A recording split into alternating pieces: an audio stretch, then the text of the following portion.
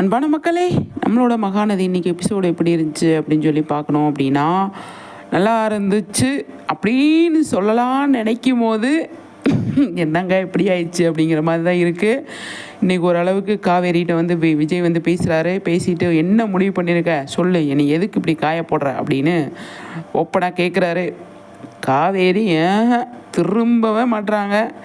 அப்போ அந்த பக்கம் வந்து பார்த்தீங்க அப்படின்னா சாரதா வந்து பார்த்துட்றாங்க.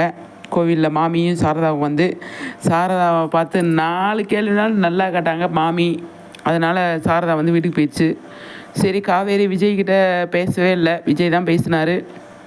இனிமேல் உன்னை பற்றி உங்ககிட்ட வரவே மாட்டேன், நீ என்ன பண்ணவே பண்ணு, திரும்பி கூட பார்க்க மாட்டேன்னு சொல்லிட்டு விஜய் போயிட்டாரு.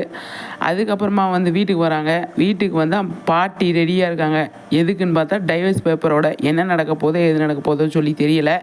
பார்ப்போம் சரிங்களா.